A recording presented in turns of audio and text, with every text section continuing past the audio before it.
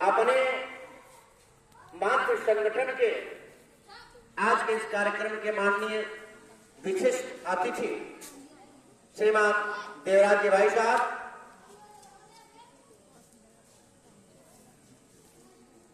अन्य घरों से आई हुई हमारी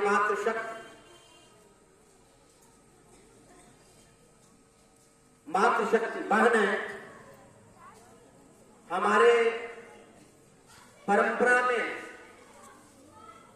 गार्गी, अपाला, घोषा, लोपामुद्रा, मैत्रेयी आदि की भूमिका में हमारी आचार्य बहनें, हमारे ज्येष्ठ श्रेष्ठ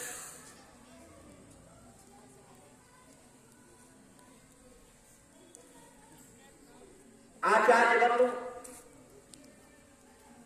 और ईश्वर अंश से आच्छादित हमारे प्रिय भैया बहनों,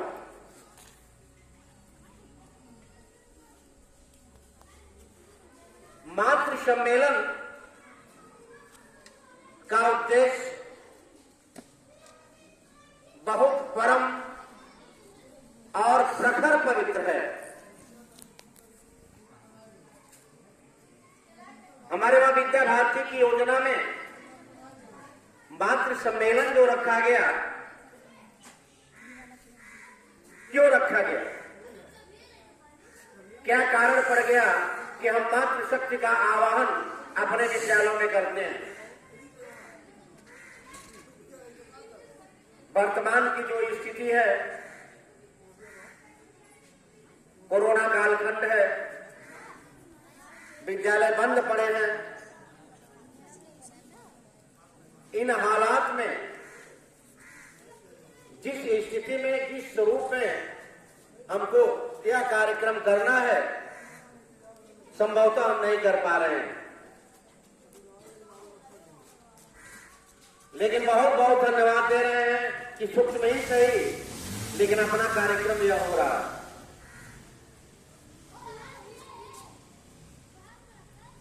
मातृशक्ति के द्वारा ही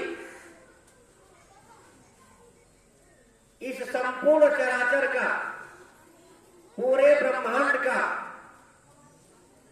क्रियान्वयन होना है। क्यों? क्योंकि माताओं में ही सृजन शक्ति है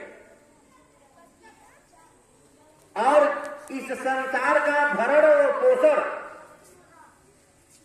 उसी से हो सकता है कि जिसके अंदर सृजन शक्ति हो, निर्माण की शक्ति हो। और अपना जो यह कार्यक्रम रखा जाता है मातृ सम्मेलन के रूप में, उसका प्रखर उद्देश्य यही है कि हमारे जो बाल्य हैं, इन बाल्यों का 6 घंटा 7 घंटा तो विद्यालय में व्यतीत होता है, लेकिन बाकी समय वो घर पे रहते हैं और माताओं के सानिध्य में रहते हैं।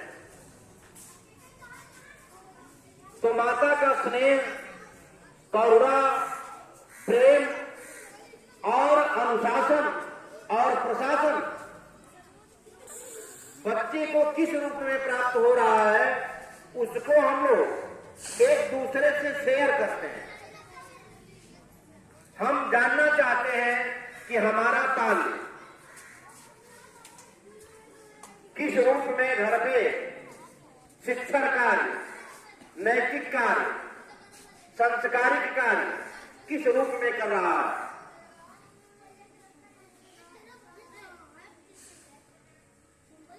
इतिहास गवाह है, मैगनी एक राइटर हुआ है, उसने कहा है कि अगर हमें 7 शिक्षित माताएं मिल जाएं तो मैं एक बड़े समृद्ध राष्ट्र का निर्माण कर सकता हूं। उसने परिकल्पना किया है कि 7 अगर शिक्षित माताएं मिल जाएं तो एक समृद्ध राष्ट्र का निर्माण संभव है। और ऐसा राष्ट्र जो राष्ट्र अजेय रहेगा, जिसको कोई जीत नहीं सकता। और आप उदाहरण के रूप में देखें तो अपने बीच में शिवाजी, छत्रपति शिवाजी का जब हम इतिहास पढ़ते हैं तो उनकी माता जी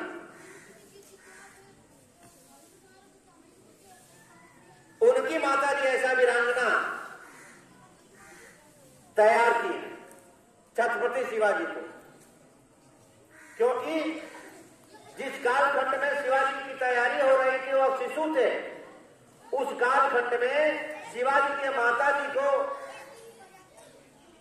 शिवाजी के पिताजी के द्वारा परित्यक्त कर दिया गया और अकेले उन्होंने शिवाजी को तैयार किया था, जो हिंदू साम्राज्य का गठन किए। तो ऐसे हमारे इतिहास भरे पड़े हैं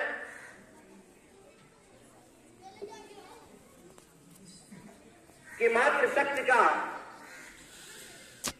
कितना दायित्व है।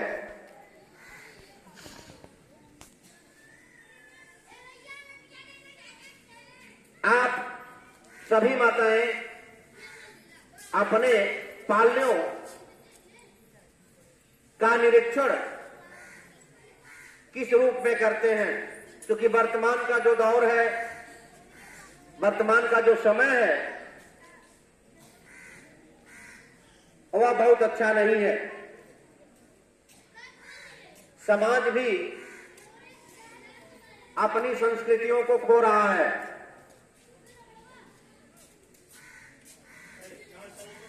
विभिन्न विचारधाराएं भैया बहनों को अपने प्रभाव में ले रही हैं।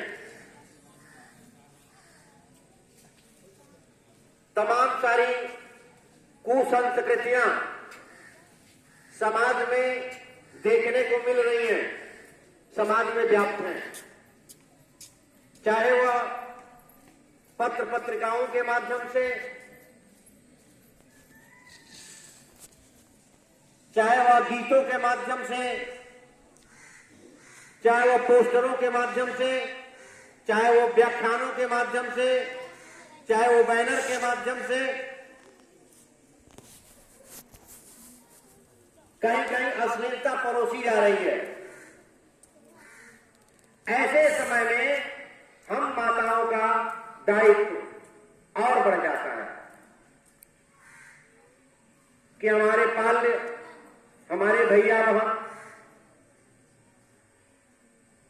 की वास्तविक रूप से उचित देखभाल कितना किया जाए कि उनके अंदर भारतीय परंपरा है,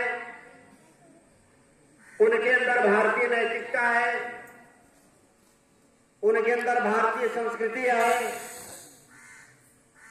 वो अपना आइडियल सीता को माने, वो अपना आइडियल सावित्री को माने, वो अपना आइडियल दुर्गा को माने, वो अपना आदर्श शिवाजी को माने, वो अपना आदर्श राणा को माने, वो अपना आदर्श भगत सिंह को स्वीकार करें, वो अपना आदर्श चंद्रशेखर जी को स्वीकार करें, वो अपना आदर्श विवेकानंद जी को माने। ये हम माताओं का दायित्व है।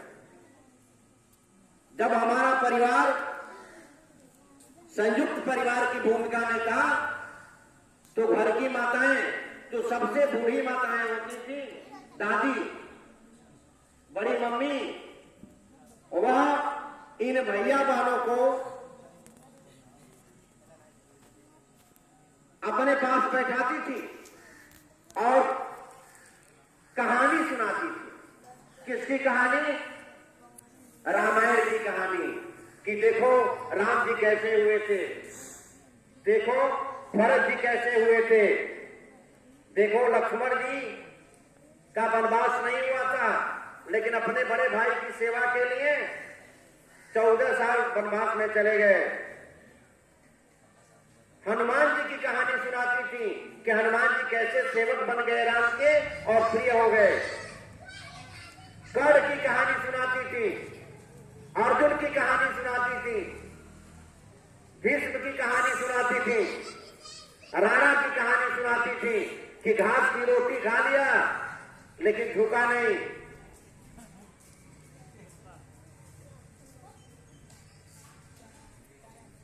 तो उस समय भैया बहनों का निर्माण होता था, श्रेष्ठ निर्माण होता था, और उनके अंदर भारतीय परंपरा से लेकर के भारतीय संस्कृति, नैतिकता, संस्कार, विचार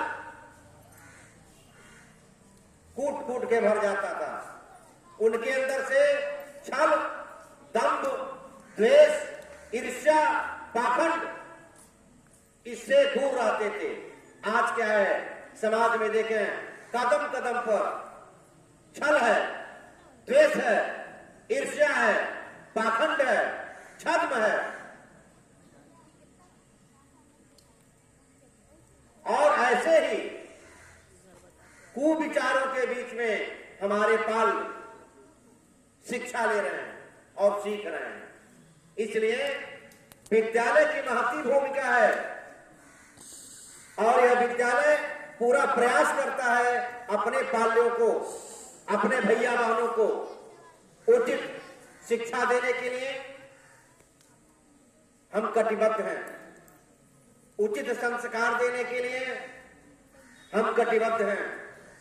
नैतिकता का स्वर इनके अंदर कैसे आए, हम कटिबद्ध हैं। इनके अंदर संस्कार कैसे आए, ये हम प्रयास करते हैं। इनके अंदर राष्ट्रवाद कैसे आए, हम निरंतर प्रयास करते हैं। इनके अंदर योग कैसे आए, हम सूर्य नमस्कार कराते हैं। विभिन्न कार्यक्रमों के माध्यम से हम राष्ट्र के लिए अपने आप को समर्पित कर देने वाले महापुरुषों के विषय में बीच में बताने का प्रयास करते हैं। लेकिन मातृशक्ति की भी जिम्मेदारी होती है, क्योंकि बाल्य आपका आपसे जितना अनुराग रखता है, जितना स्नेह रखता है, तो हमारी जिम्मेदारी और बढ़ जाती है। सृष्टि में तीन ही हैं जो अपने शिष्य और बाल्य की उपलब्धि पर गौरवान्वित अपने आप को महसूस करते हैं। प्रथम सोपान पर माता, दूसरे सोपान पर पिता और तीसरे सोपान पर गुरु। तो हम तीनों का बहुत ही बड़ा दायित्व है और जिम्मेदारी है। तो गुरु की भूमिका में हम सभी लोग निरंतर अपने भैया भाइयों का, अर्थात आपके पाल्यों का हर तरह से उनको अच्छा बनाने के लिए निरंतर प्रयास करते रहते हैं। अब उसके साथ आपका दायित्व जुड़ा है मातृशक्ति का, क्योंकि वह बच्चा अधिकाधिक समय आपके पास रहता है, तो उसके विभिन्न पहलुओं पर आप सभी माताओं को चिंतन करना होगा और मनन करना होगा और देखना भी होगा कि हमारा पाल्य समय से भोजन करता है कि नहीं करता। क्योंकि हमारे यहां क्या कहा गया है, स्वस्थ शरीर में ही स्वस्थ मस्तिष्क का विकास होता है। तो जब उसको संतुलित आहार नहीं मिलेगा, बैलेंस डाइट नहीं मिलेगी, तो संपूर्ण विकास संभव नहीं है। विकास में आंतरिक और बाह्य, इंटरनल और एक्सटर्नल दोनों विकास चाहिए। अंदर से वो मजबूत हो और बाहर से भी सशक्त हो। इसलिए हम सभी माताओं से आग्रह करेंगे कि आप अपने पाल्यों का भोजन चेक करें। अधिकांशतः होता क्या है कि भोजन परोसा जाता है, दिया जाता है, लेकिन हमारे पाल भोजन करते नहीं, दाएं बाएं कर देते हैं। इसको हमसे अच्छा मातृशक्ति जान रही हो, ऐसा होता है ना। तो हमें यह ध्यान देना कि जो बच्चे को भोजन जो दिया जा रहा है, क्या वो भोजन ग्रहण कर रहे हैं।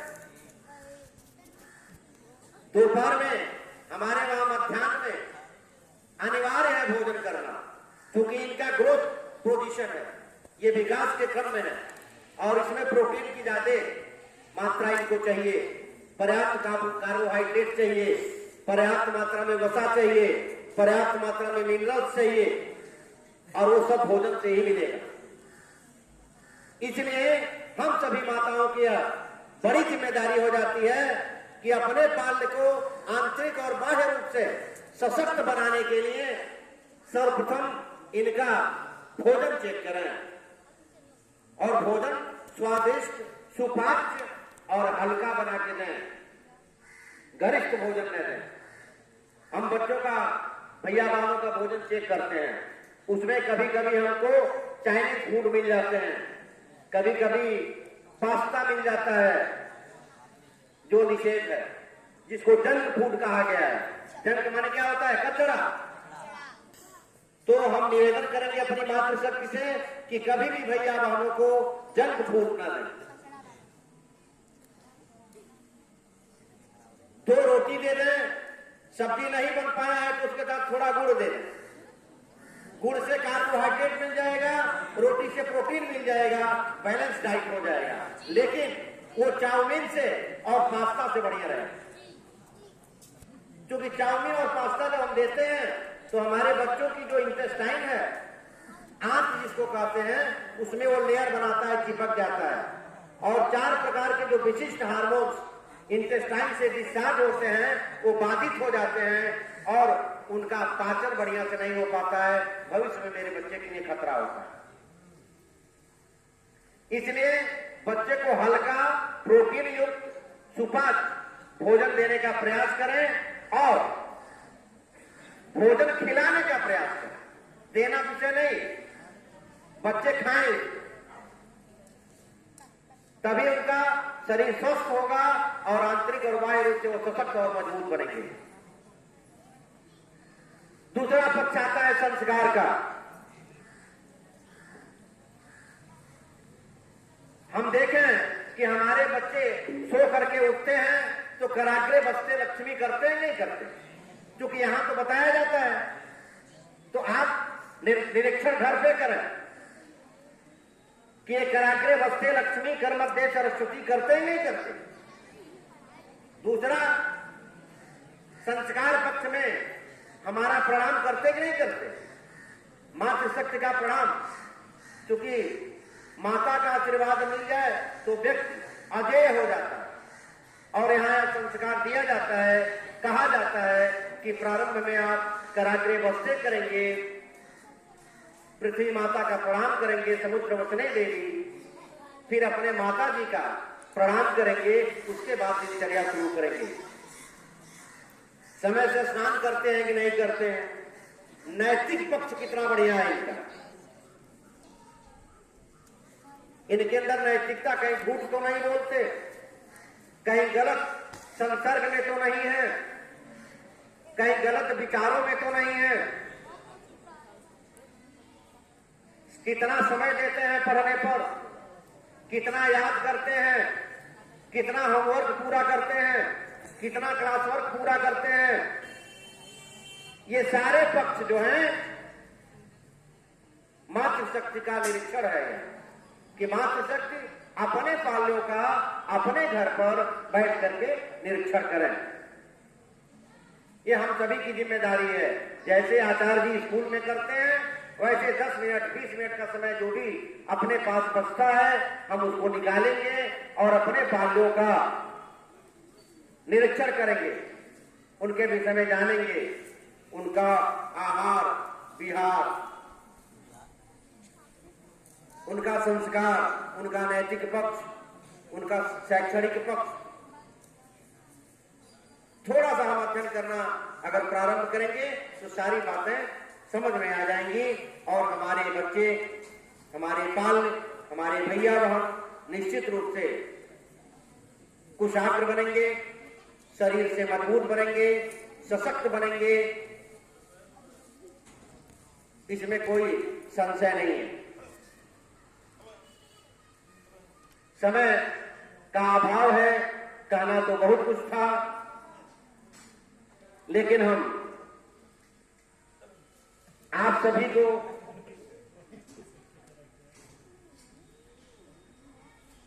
सादर नमन करते हुए अपनी वाणी को विराम दे रहा हूं। जय मातृशक्ति, जय राष्ट्र शक्ति।